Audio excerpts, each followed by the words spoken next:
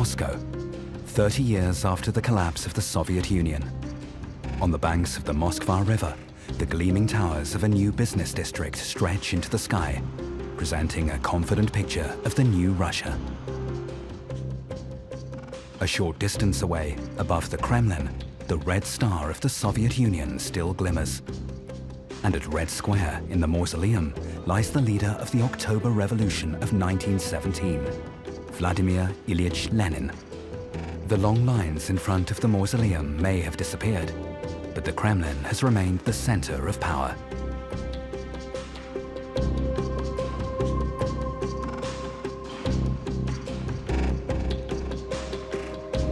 It is led by Vladimir Putin, the president of the Russian Federation.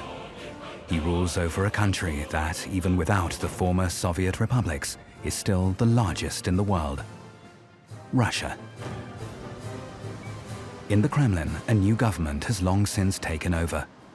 But across the country, the old symbols are as powerful as ever. The legacy of the former Soviet Union is a complex one. The Soviet Empire covered a sixth of the Earth's surface and was home to 280 million people. The collapse of this giant superstate in 1991 was an event unprecedented in history. A superpower abolished itself. Since then, 15 new states have been struggling to find their place in the world order.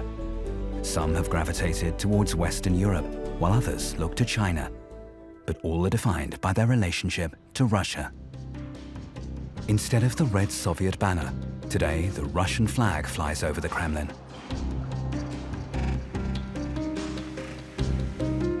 The collapse of the Soviet Union brought hopes of independence and prosperity for the former Soviet republics as well. But what remains of these dreams? What does this new freedom look like? Which old conflicts have flared up again? Who has won? Who has lost? And what role does Russia play in this post-Soviet power struggle?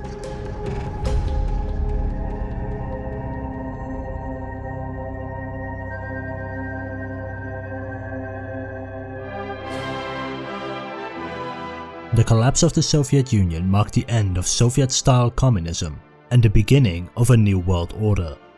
It marked the end of the Cold War and created over a dozen new democracies in Europe and Asia. And yet today, this event is taught very little in schools. I asked friends from Russia, Slovakia, and Romania, but none of them learned anything about it, despite being born in former Soviet-aligned countries. Not even my parents, who saw it unfold on TV, could give anything more than the bare minimum. Well, Mom, today that's going to change. The collapse of the Soviet Union was a large and complicated affair involving dozens of different countries, regions, and peoples. Therefore, in this longer than usual video, I will cover the entire dissolution of the Soviet Union. I will cover the events and trends leading up to it. I will cover the revolutions in the Warsaw Pact countries, and I will analyze the actual dissolution of the Soviet Union. To explain why the Soviet Union collapsed, we first need to talk about what the Soviet Union was. In its simplest form, the Soviet Union represented a dream of a communist utopia, where every person works towards the greater good. A dream in which people would live at an unprecedented level of prosperity. A dream of peace and freedom. But it never even came close to that dream. When measured against these lofty ideals the Soviet Union set for itself, it was an utter failure. It was an incredibly inefficient system smothered by a vast bureaucracy. A nation which butchered 10 million of its own citizens in its name, and created one of the most repressive and ruthless police states the world had ever seen. It started in 1917 in the Russian Empire. Tsar Nicholas II was overthrown in the Russian Revolution by a group known as the Bolsheviks. The Bolsheviks were far-left revolutionaries. They were willing to try out a new ideology, an ideology called Marxism. This ideology was based on removing the class system by controlling the wealth of a nation collectively, where society as a whole controls the means of production, thus removing the lower, middle and the upper classes in society. And this new Marxist country was officially founded in 1922, but rather than turning towards the communist dream, it instead turned towards dictatorship.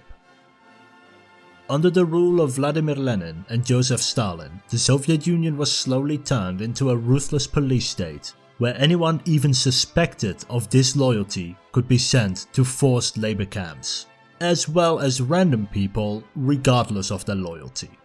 The leaders who would reign over the Soviet Union during its collapse were also the ones who grew up in Stalin's Soviet Union and experienced the cruelty of the regime firsthand. In the 1940s, the Soviet Union found itself at war with Germany. Last time I showed this map, a lot of people from Finland got angry that I included their country among the Axis powers, so to avoid any controversy this time, I'll just remove Finland. During this war, the Soviet Union conquered much of Eastern Europe. Some parts it annexed for itself. Other parts became satellite countries. These satellite countries were indirectly controlled through the Warsaw Pact. This pact was an agreement between the countries of East Germany, Poland, Czechoslovakia, Hungary, Romania, Bulgaria, and for a short time Albania. The Warsaw Pact was a complicated agreement between the countries, but in simple terms, the agreement guaranteed military support from the other nations in case of war, economic integration of the member states, and used the threat of invasion to make sure that all its member countries remained communist and loyal to the Soviet Union. After the Second World War, the Soviet Union and the United States of America became embroiled in a Cold War. This basically divided the world between the capitalist United States and its allies versus the communist Soviet Union and its allies. This division was personified in the Iron Curtain, a series of border walls and fences dividing Europe in two. When Stalin died in 1953, the new Soviet leaders decided to lift many of the most repressive policies. There were several reasons for this. The first was the moral argument. Most people thought that a system of forced labor camps, constant fear, and the abuse of power was morally wrong. The second argument was pragmatic. A system based on corruption, oppression, and loyalty was a lot less efficient. And so the Soviet Union released prisoners, removed many systems of oppression, and even renamed many places bearing the name of Stalin or Lenin. Under this process, people's lives became a little bit better. Their living standards improved, they were allowed to say and do more, and the economy became more efficient. But to many, it didn't go far enough. The USSR, which is short for the Union of Soviet Socialist Republics, which was the official name of the Soviet Union, the USSR was doing relatively well in terms of economic growth in the 1950s and 60s. But by the 70s and 80s, it was lagging behind. Its economy grew slowly, the leadership became averse to change, and some of the freedoms given were reversed. This meant that while the lives of people in capitalist societies were improving, such as Japan, West Germany, and the United States, the lives of the people in the Soviet Union and its allies remained at a similar level as the 1960s. And in this moment of stagnation, in 1985, a new leader was elected to lead the Soviet Union. His name is Mikhail Gorbachev. He was from a new generation of Soviet leaders, being the first and last Soviet leader to be born in the Soviet Union. And by the time he took office, it was clear that the Soviet Union had become stagnant for far too long. Something needed to change, or else the entire system would slowly collapse. The first thing was its economy. The USSR's economy was a so-called command economy. In this system, many economic activities were planned centrally by the government, and the government prioritized the creation of machinery and large projects, while giving consumer goods, innovativeness, and quality a much lower priority. At the same time, the Soviet Union was also incredibly inefficient. What would happen is that the government would set itself a goal, and then throw as many resources as was needed at the issue until they had the desired result. This meant that if a system was inefficient, it would receive more resources from the government to get the desired results. So basically, the less efficient a system, the more resources would be spent on it. On top of this inefficiency, the government also spent a lot of money on weapons to compete with the United States for the prestige of being a superpower, and sent money to various Soviet client states to prop up their economies with the aim of showing the world how great communism was as an ideology. And this latter part cannot be ignored. The Soviet leadership took policy not out of a pragmatic point of view of what worked and what didn't, but instead created policy based on ideology regardless of whether it worked or not. And this blatant disregard for reality caused the Soviet Union to implement policies which simply didn't work. As a result, the level of healthcare was notoriously bad, housing was shoddy, and people's diets were far less varied, all the while espousing how much better the Soviet citizens were doing compared to the rest of the world. The last leader of the Soviet Union explained the Soviet economy quite well. There is plenty of everything: land, oil and gas, other natural resources, and God gave us lots of intelligence and talent. Yet we live much worse than developed countries and kept falling behind them more and more.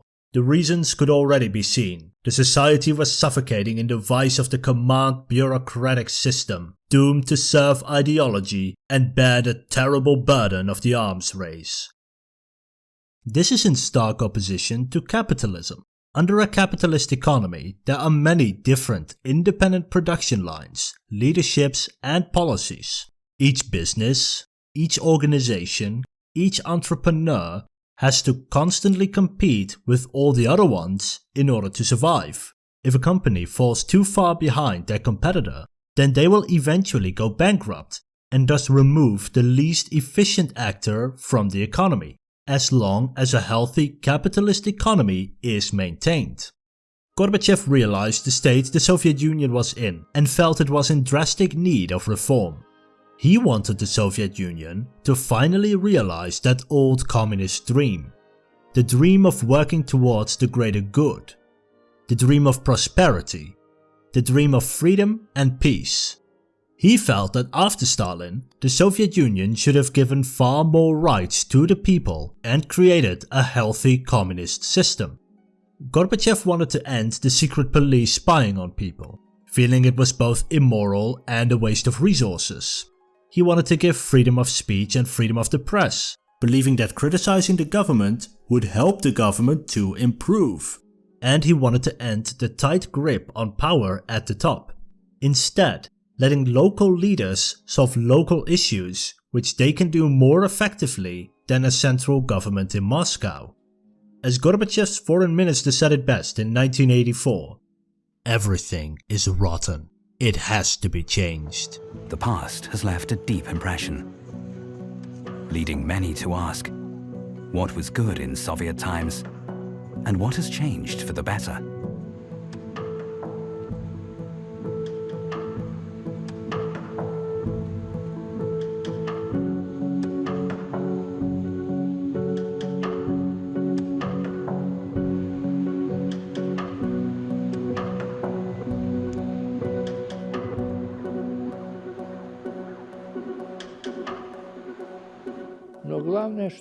Everyone believed that things would continue to get better because of democracy.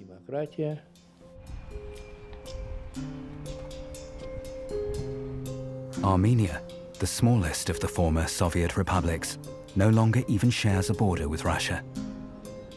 At the military cemetery in the capital Yerevan, new graves are constantly being added.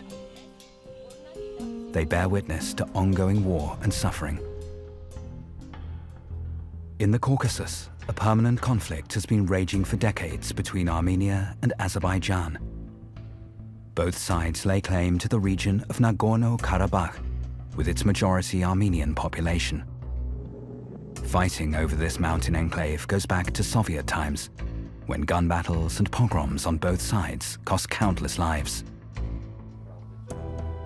For those caught up in the war, the scars run deep. Arvid Avenesian and his son Gevorg are Armenians who live in Nagorno-Karabakh. They were soldiers, like their friend Raya Hovsepian. Yet they are also civilians. Arvid runs a sports school, his son studies computing, and their friend is a businessman. The most recent fighting ended in defeat, in part because Azerbaijan received military support from Turkey. The prospect of peace with their Azerbaijani neighbors has never seemed more remote than it does today.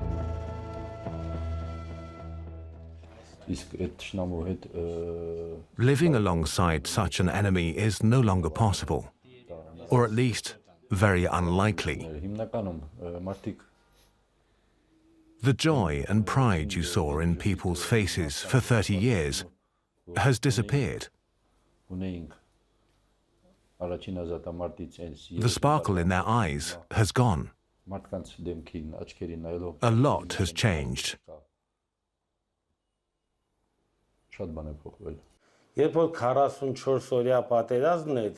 During the 44-day war, no Western country took any concrete measures to help us. But then the Russian army entered the region. With the help of the Russians, the war was stopped.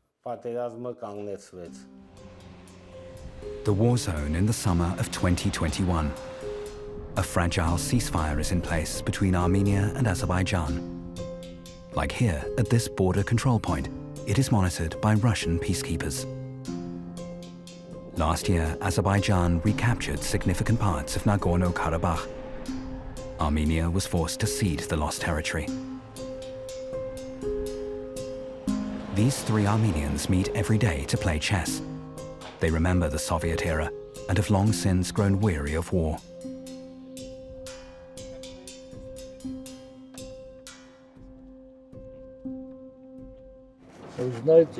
Funny. 30 years ago, we took their land. Now they've taken it back. If the Russians hadn't come, they would have slaughtered us.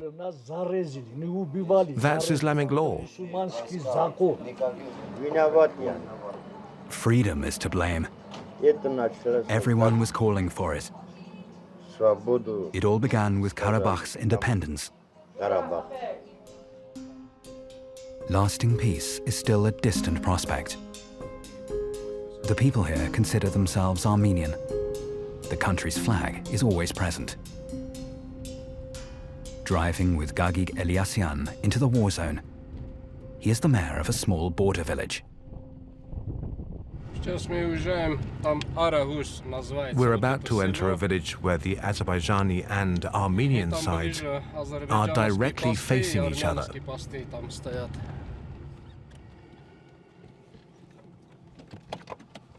Today it is peaceful. 1 year ago, this was the front line where gunfire was exchanged. But beyond the region itself, this war barely registers, despite it lasting for the past 3 decades on Europe's external border. During the daytime, it's safe here. But at night, it's dangerous. There are people living right over there. To make sure nothing bad happens, we have to monitor the area. The villagers go to work in the day, and at night, they keep watch. That's the border. There are soldiers there. There are Azerbaijanis everywhere. an old church in the middle of the war zone.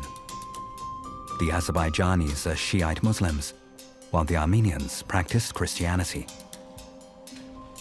Their respective religions are an important part of their national identity, and one reason for the decades-old conflict.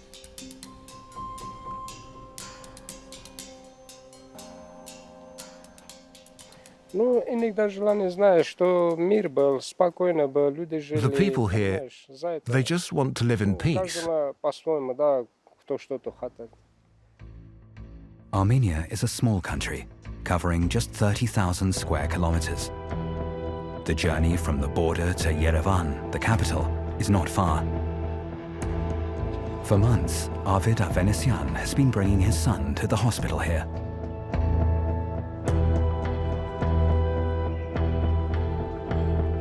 Gevorg was badly injured in the war.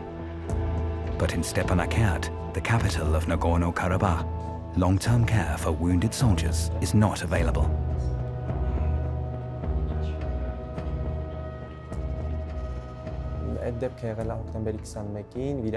I was injured on the 21st of October last year by a cluster bomb. It was the very first day that these weapons were deployed. The bombs exploded in the air, and the shrapnel hit me in the head and the back.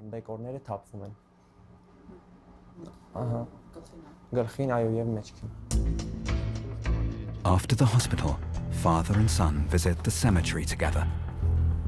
The last heavy fighting in 2020 saw thousands more soldiers lose their lives. Many of them still very young, barely even adults. Just because they're no longer in this world doesn't mean they are no longer with us. As long as we are alive, so are they.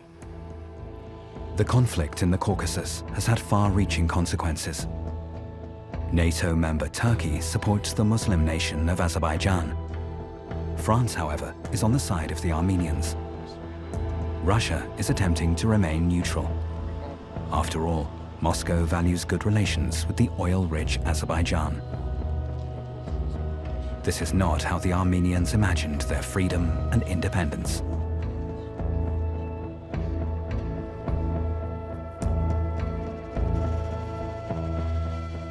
But the new leadership did not believe that the communist system as a whole was a bad system. They thought that the system the Soviet Union used was a bastardization of communism, a bloated bureaucracy unable to serve the people it governed, and therefore wanted a communist government not based on fear and suppression, but a communist government based on serving the people. I am not ashamed to say that I am a communist and adhere to the communist idea. But change isn't easy, and there are always those who oppose it. So the first thing Gorbachev did to make change happen was to remove many government department heads from their position and replace them with people more open to change. Many of those open to change were of the new generation, like Gorbachev, well educated and were just as frustrated with the lack of reforms from the previous Soviet leaderships as he was. Some of those names you might even recognize, such as Boris Yeltsin, who would become the first president of the Russia we know today. One of the first things the new Soviet leadership did was to improve diplomatic relations with the rest of the world. This strategy had three goals in mind. First was to attract foreign investors.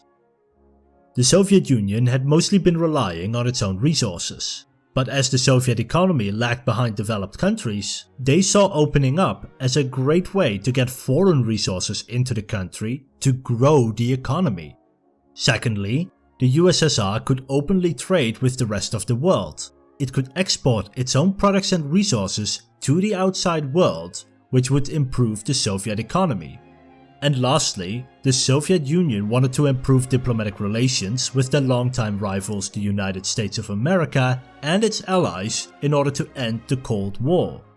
This way, the Soviet Union could stop the expensive arms race and spend more resources on building up the country instead of building up arsenals.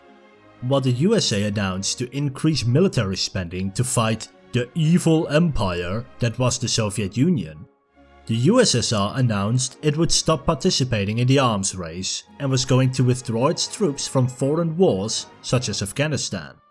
and that it would reduce its military presence in its Eastern European client states. The second major policy was to reform the Soviet economy. This reform was called perestroika. This is a Russian word which means restructuring. What is often overlooked is that this restructuring wasn't a single policy.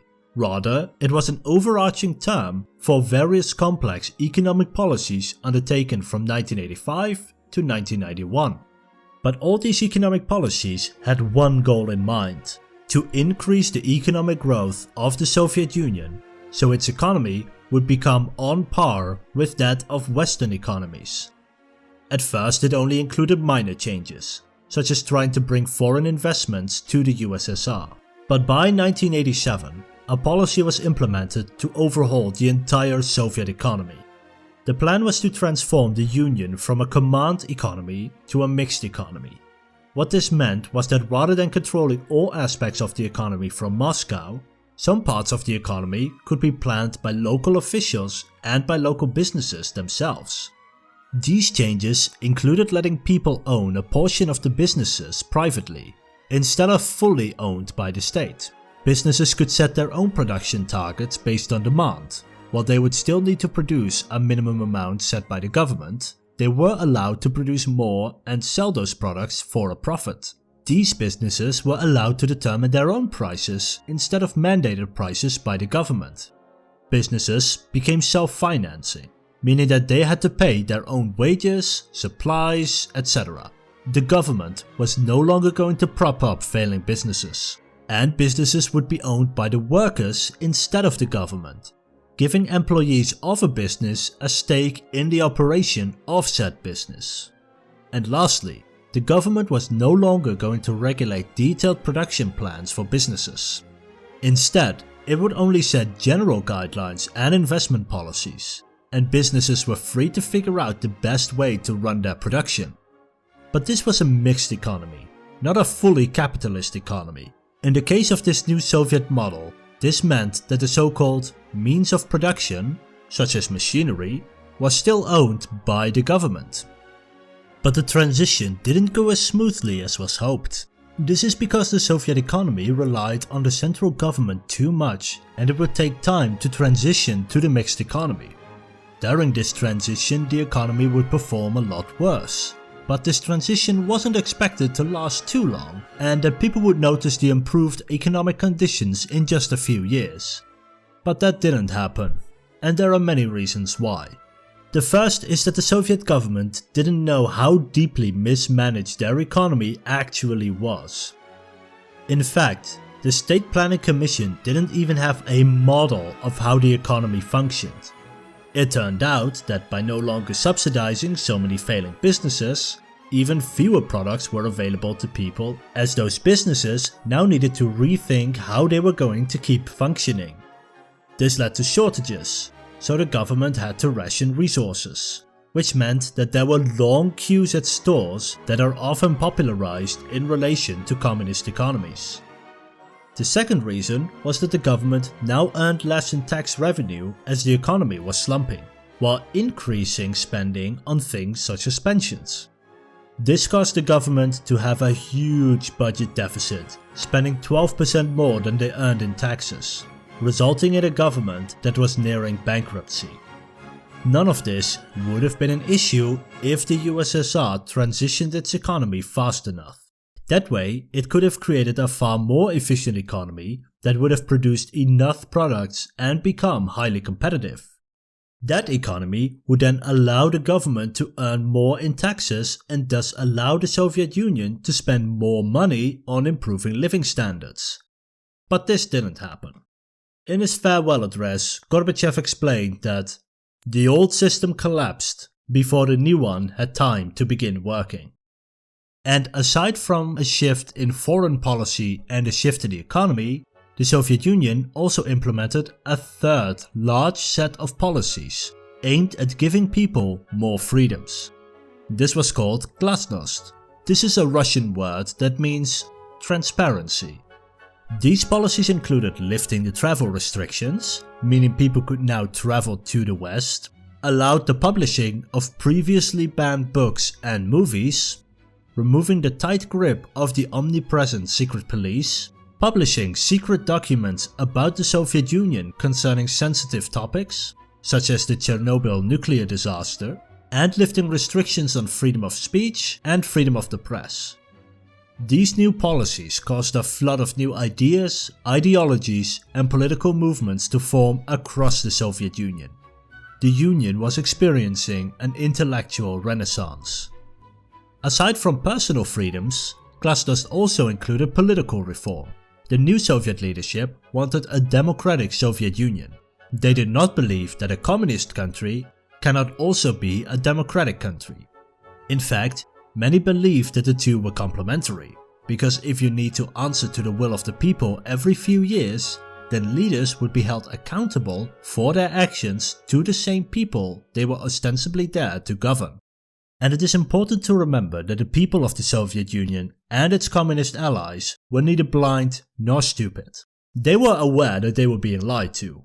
They saw that the propaganda they were shown conflicted with the reality of what they saw with their own eyes. But what they did not know was just how much they were being lied to. Until now.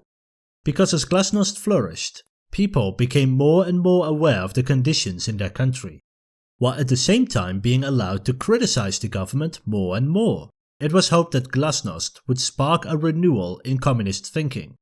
But instead, the combination of worsening living standards and greater freedom to criticize meant that people weren't thinking about improving communism, they were thinking about leaving communism. And as so often happens with the fall of empires, the trouble started at its fringes. Up until this point, everything had seemed relatively calm in the Soviet Union and its allies. People were gaining more freedoms, the government was actively trying to improve the prosperity of its citizens, and it appeared that a Cold War might actually end. There was a general feeling of hopefulness at this time. But then revolutions started popping up.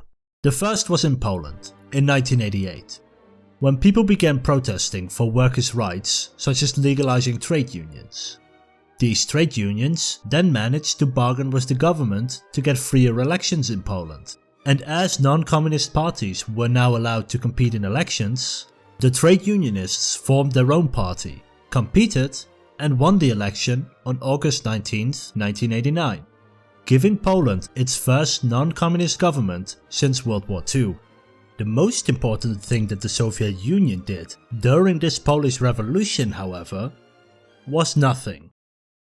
This wasn't the first time a Soviet satellite state underwent a revolution. In 1953, the Soviets put down protests in East Germany. In 1956, Hungary's revolution was crushed by Soviet forces. And in 1968, the Soviet Union, along with 4 other Warsaw Pact countries, invaded Czechoslovakia because they were becoming too liberal, such as giving freedom of speech.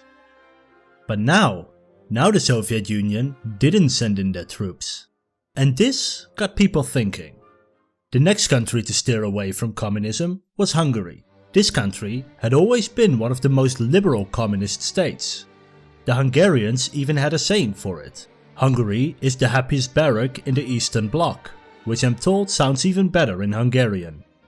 Mass demonstrations on March 15th of 1989 persuaded the Hungarian government to start negotiating with the new political parties that were forming in their country. These negotiations included an overhaul of the legal code, establishment of a constitutional court, and allowing free elections. Ironically, many of the people who are eroding Hungary's democracy at the moment were part of those negotiations. General elections were held on March 24, 1990, with Soviet forces ending their occupation a year later on June 19th. Just as with Poland, the Soviet Union did not take any overt action to stop Hungary. While in this process towards a freer society, the Hungarian government removed their border fence with Austria, opening the communist Hungarian border with the capitalist Austrian border, thus creating an opening in the Iron Curtain. For the first time in decades, people could now move relatively freely between the communist East and the capitalist West. Many people who lived in East Germany at the time took this opportunity and decided to cross the border to Austria and continue on to West Germany, where they were treated as full citizens.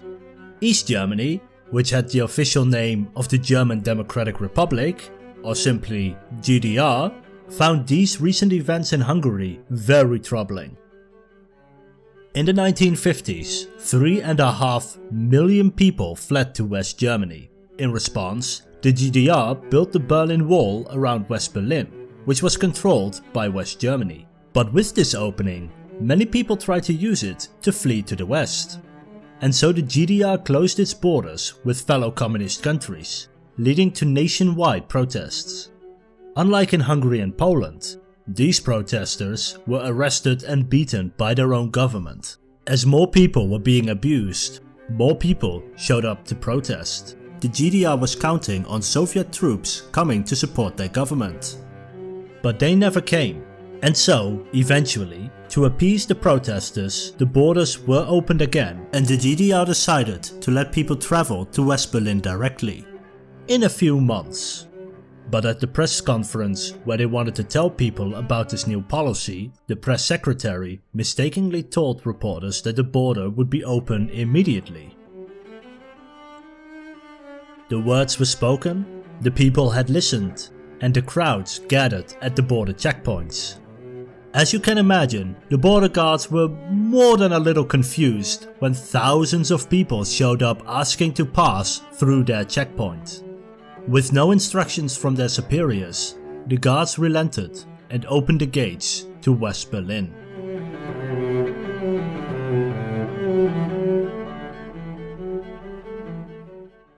So many people wanted to travel back and forth that citizens took up chisel and hammer to open the wall themselves.